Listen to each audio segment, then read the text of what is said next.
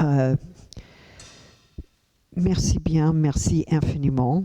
Je suis très honorée d'être ici à l'Université de Liège pour recevoir ce doctorat honorifique. Je suis à la fois touchée et reconnaissante. Je me demande cependant si je dois considérer ce doctorat honorifique comme un honneur personnel ou comme un hommage rendu au type de travail que je mène. À première vue, ces deux options peuvent paraître identiques.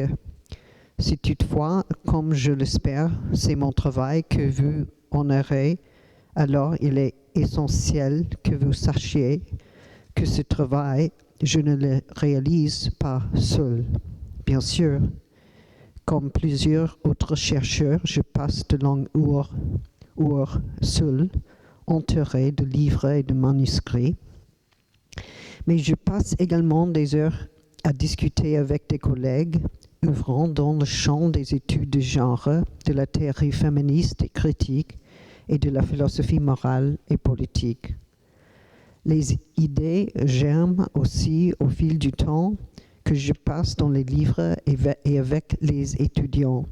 Si la personne que je suis a contribué d'une quelconque manière à ces champs d'études, c'est parce que ces mêmes champs d'études ont rendu mon travail possible, mais aussi parce que nous travaillons tout avec le travail des autres. Que serais-je sans ces cours, sans ces conversations prolongées avec des auteurs, parfois morts, parfois vivantes, sans ces collaborations inattendues qui se poursuivent durant des décennies. Je ne serai nulle part, je ne serai certainement pas ici. Je vous remercie infiniment de me rendre honneur et par la même occasion de rendre honneur aux champs d'études dans lesquels je travaille. Nous sommes tous requis aujourd'hui de démontrer la valeur de notre travail.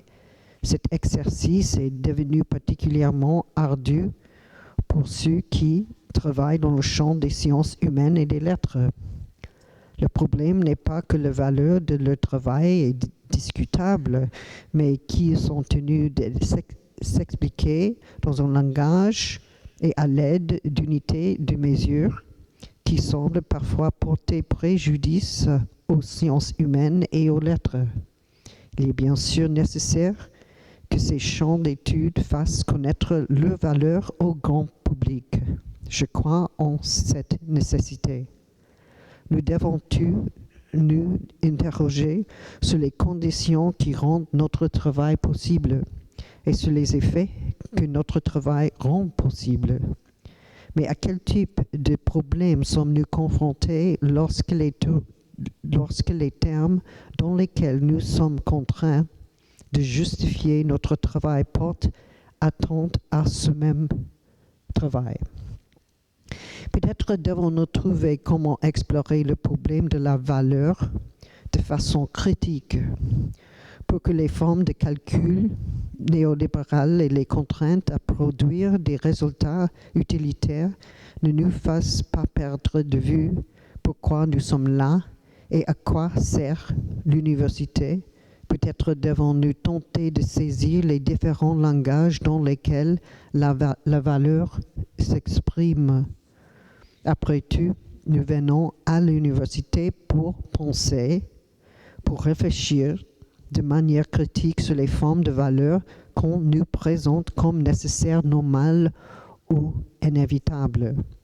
Or, mobiliser les ressources de la pensée critique pour réfléchir à ces schèmes de valeurs, y compris ceux qui servent aujourd'hui à justifier l'université, ne veut pas dire discréditer ni détruire ces différents types de mesures. On peut cependant s'interroger dans l'esprit de la philosophie critique sur les conditions dans lesquelles le discours néolibéral appréhende la valeur, remettre en question un ensemble de valeurs n'est possible que si nous tenons fermement à quelque chose. Pour montrer ce à quoi nous tenons, il nous faut dire et exposer ce que nous faisons, et ce, de manière à ce que la question de la valeur demeure une question ouverte.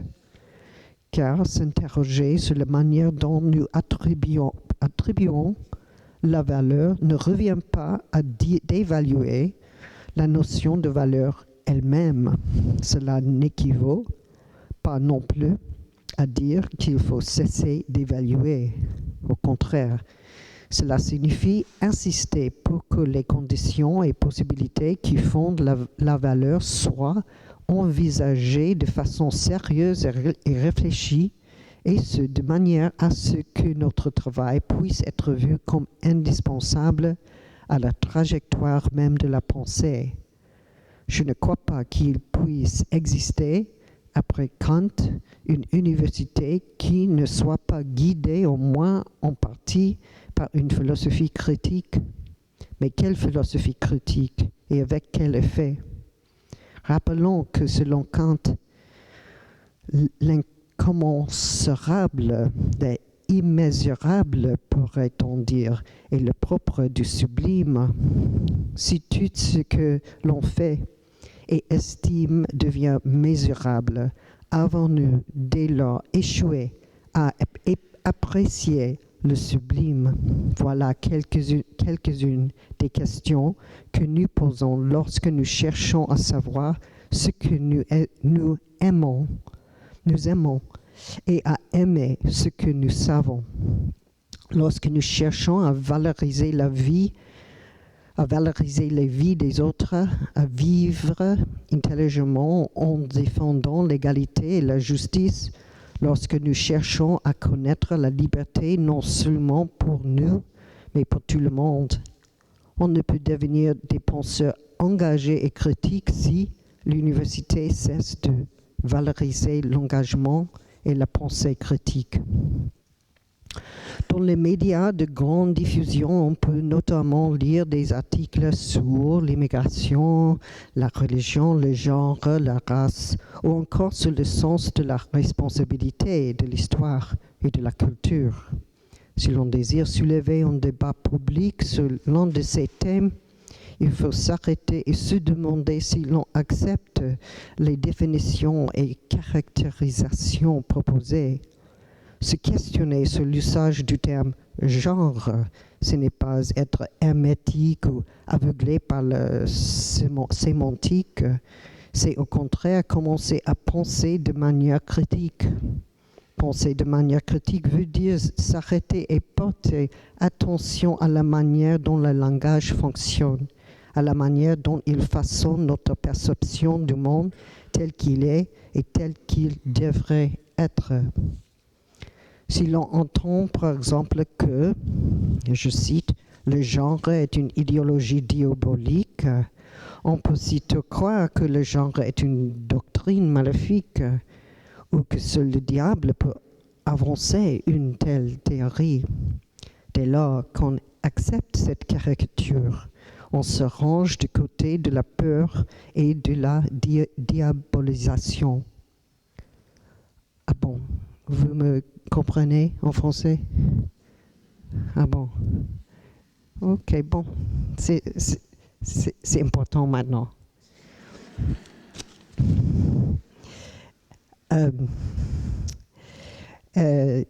Qu'est-ce qui nous donne la chance d'étudier ce discours et ses effets sur l'opinion publique?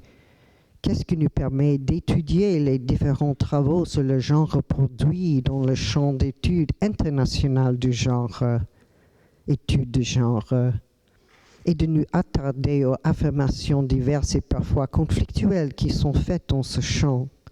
L'université doit, à mes yeux, être préservée comme lieu de pensée critique, comme lieu où l'on prend le temps de penser et d'examiner, de lire et de juger ce qu'on lit. Quand la panique et l'irrationalité s'emparent de l'opinion publique, il incombe à l'université d'offrir un espace de réflexion plutôt que de céder à l'empressement de juger. Mais il lui incombe également de demeurer abordable pour que tout le monde, quels que soient les moyens financiers dont chacun dispose, ait la chance de lire, de penser de manière critique et de juger les affirmations qui sont faites sur le genre, la religion, les migrations, pour que tout le monde puisse réfléchir à ce que peuvent être nos responsabilités générales, lorsque trop souvent le terme responsabilité est faussement réduit à l'idée de payer ses dettes. J'ai bien sûr suivi au cours des dernières années certains des débats sur le genre en France, en Belgique et en Italie, quoique je dois dire que ce que j'ai lu atteint rarement le niveau d'un débat. On parle de quelque chose qu'on nomme la théorie du genre, comme si l'on savait déjà qu'une telle théorie au singulier existe et ce qu'elle est. L'Église catholique a récemment déclaré qu'il ne s'agissait pas d'une théorie, mais d'une idéologie diabolique de surcroît. En France, au Brésil et en Italie, il n'est désormais plus permis d'enseigner le genre dans le cursus de l'éducation nationale. Cette question fait aujourd'hui l'objet d'après-débats en Pologne et en Turquie. La signification, quelle qu'elle soit, que le terme genre est pour avoir et pour une bonne part lost in translation. Le genre devenant un spectre effrayable devant être combattu et éliminé. Il peut être utile de rappeler que la catégorie genre a été introduite aux États-Unis dans le cadre de programmes de gestion du genre conçus par des psychologues cherchant à résoudre ce qu'ils concevaient dans les années 1950 et 1960 comme le problème des caractères sexuels mixtes ou indéterminés ou la non-conformité aux normes de genre. Le genre est donc apparu d'abord comme un concept normatif destiné à établir certains idéaux culturels et développementaux relatifs à la façon dont les jeunes enfants incarnent le genre qui leur a été assigné. Le concept de genre est apparu car on mesurait des déviations par rapport à la norme, ce qui laisse entendre que le genre était un concept normatif régulant la façon dont nous devrions paraître et vivre en tant que femmes ou en tant qu'hommes. En effet, l'assignation du genre était perçue comme coextensive de l'attribution normative du genre. Vous êtes une fille et vous devez devenir une fille en fonction des normes de la féminité ou de ce que j'appellerais girlhood. La catégorie du genre a ensuite été reprise par les sociologues et les anthropologues, y compris par plusieurs féministes qui ont cherché à faire du genre non plus une norme développementale, mais une catégorie culturellement variable. Si John Money et d'autres ouvrant dans le domaine de la sexologie cherchaient à cartographier les procédés complexes par lesquels le genre se développe, ils mettaient au point par la même occasion des technologies servant à corriger le genre et à le ramener sur la voie normative. Les anthropologues comme Sherry Ortner et Gail Rubin, qui ont commencé à utiliser cette catégorie, cherchaient à contester la dimension normative du modèle développemental. Elles défendaient la thèse selon laquelle le processus par lequel un enfant sexué en vient à incarner un genre est un processus culturel et historique et qu'il n'existe donc pas de téléologie développementale inhérente au sexe qui se déploierait naturellement à l'intérieur d'un genre ou d'un autre, ou qui se cristalliserait en une norme de genre avec le temps. Si l'on maintient le cadre binaire, le temps de la démonstration, on dira que ces anthropologues défendaient l'idée que les femmes et les hommes correspondent à des manières socialement organisées d'habiter un corps dans le cadre d'un monde social plus vaste. La tâche de l'anthropologie critique féministe est de suivre et de révéler les processus culturels ou historiques par lesquels s'effectue cette transformation. Au cours des premiers moments de l'histoire du genre, nous sommes donc passés de l'idée du genre comme une norme socio-psychologique qui gouverne ou devrait gouverner la maturation et le développement à une conception du genre comme un champ de possibilités variées, contraintes et rendues possibles par des normes historiquement changeantes.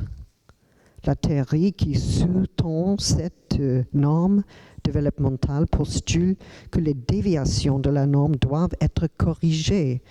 En s'emparant du terme, les anthropologues féministes visaient à remplacer l'idée d'une norme développementale par celle d'un processus historique de transformation, transformant ainsi la déviation du genre en variation du genre. Ils cherchaient à comprendre dans quelles conditions historiques ou structurelles une personne à laquelle on assignait un sexe devient une personne avec un genre reconnaissable. Ce faisant, ces anthropologues et historiens souhaitaient bien sûr démontrer que l'inégalité entre les sexes s'est constituée historiquement et du même coup montrer que, puisque cette inégalité est une condition historique, on peut la changer. D'autres, dont Gail Rubin, désiraient également comprendre comment le genre s'établit comme relation binaire, comptant seulement deux possibilités, l'homme et la femme. Il est apparu que c'est uniquement dans le cadre d'un régime d'hétérosexualité obligatoire que le caractère binaire du genre semble naturel. Cette position, bien sûr, enrage ceux qui croient que le genre est non seulement naturellement binaire, mais qu'il l'est également en vertu de la loi naturelle à laquelle la Bible fait référence. Aux États-Unis, le droit religieux ne se préoccupe pas vraiment des études de genre ou de la catégorie de genre. Or, dans plusieurs autres pays, en Europe et en Amérique latine, on tient ce concept responsable d'un tas de problèmes tels que le mariage gay, que l'on considère comme une institution socialement établie sans aucun fondement naturel. On le tient également responsable des revendications transgenres, ce qui comprend le droit légal d'une personne de s'assigner un genre en fonction du genre qu'elle estime avoir ou qu'elle voudrait avoir. Enfin, on tient le concept du genre responsable de l'autonomie sexuelle que les femmes exercent en dehors des liens du mariage, de leur droit d'accès aux technologies de reproduction et d'une nouvelle forme de parenté, comme la parenté queer, qui ne répond pas aux normes hétérosexuelles et conjugales de la famille. Mais le genre est compris comme un terme provenant de l'extérieur, comme une importation américaine, comme McDonald's, en termes importés par des féministes américaines ou des féministes lesbiennes américaines. Certaines sont allées plus loin encore en attribuant le concept de genre aux féministes juives ou aux lesbiennes juives américaines. Ces dernières seraient non seulement responsables d'avoir créé la doctrine impie et diabolique du genre, mais seraient aussi, paraît-il, l'incarnation du mal. La religion s'invite donc dans le débat de plusieurs manières, comme le fait le christianisme et le catholicisme à certains endroits, que revendiquent tacitement le statut de religion d'État. Ceux qui attaquent le genre au nom de la religion cherchent non seulement à défendre la religion contre un groupe de genderqueers maléfiques qui, ayant franchi les frontières, empoisonnent l'esprit de la nation, mais aussi à protéger son pouvoir sur la vie familiale de manière à maintenir le pouvoir patriarcal, l'inégalité structurelle et des formes d'autonomie de genre et de sexe qui seraient détachées de la loi naturelle. N'oublions pas qu'il existe aussi des valeurs religieuses comme l'entraide, l'amour et l'affirmation de l'humanité dans toute sa variabilité et sa complexité, et que cette conception de la religion n'est pas représentée par ceux qui s'opposent au mouvement de lutte pour l'égalité, la liberté et l'affirmation de la diversité du genre. Le soi-disant débat sur le genre est lié à d'autres normes qui servent les fins de la domination, la purité raciale de l'identité nationale européenne devant la diversité raciale contemporaine, l'autorité tacite de l'Église en matière de parenté, de droits reproductifs et la défense de la structure patriarcale et hétéronormative de la famille contre les nouvelles configurations familiales et les nouvelles formes d'intimité, et les prétendues supériorités de l'Église sur les autres religions, dont le judaïsme et l'islam, alors que toute évidence, notre tâche est d'affirmer l'hétérogénéité religieuse de notre monde contemporain et de s'opposer à toutes les formes de discrimination à l'encontre des minorités religieuses. J'estime que nous luttons aujourd'hui pour vivre sans violence dans un monde multiracial, un monde où la diversité de genre et la diversité sexuelle nous poussent à accepter de nouvelles configurations sociales qui permettent aux gens de vivre libres de toute forme de peur et de harcèlement, qui permet à chacun de prendre part à la complexité changeante de la communauté humaine. Nous avons eu l'obligation non seulement de vivre avec la différence culturelle, mais d'embrasser et d'affirmer la complexité de ce que nous sommes. Des êtres vivants parmi d'autres êtres vivants qui tous sont égaux et dépendants d'une terre qui dure et d'un monde où chacun peut vivre et faire son possible. En me remettant ces insignes, c'est peut-être au fond la pensée critique que vous en aurez. Je ne peux représenter l'ensemble de la pensée critique, mais je fais effectivement partie de ce monde dynamique où des personnes cherchent à savoir si ce qui est dit est vrai ou faux, mais aussi à étudier comment le langage nous façonne et façonne notre monde. J'accepte donc cet honneur comme le signe que cette université valorise la pensée critique et engagée. J'espère que je saurai me montrer à la hauteur de cet honneur que vous me faites. S'il me faut remercier quelqu'un ou quelque chose pour ce grand honneur, je dois remercier l'université dans sa forme idéale et vivante. Je remercie l'université et je remercie l'esprit de la pensée critique qui se trouve à la fois à l'intérieur de celle-ci et hors de ses murs. Je suis honoré de trouver ici et là de quoi se nourrir intellectuellement. Merci.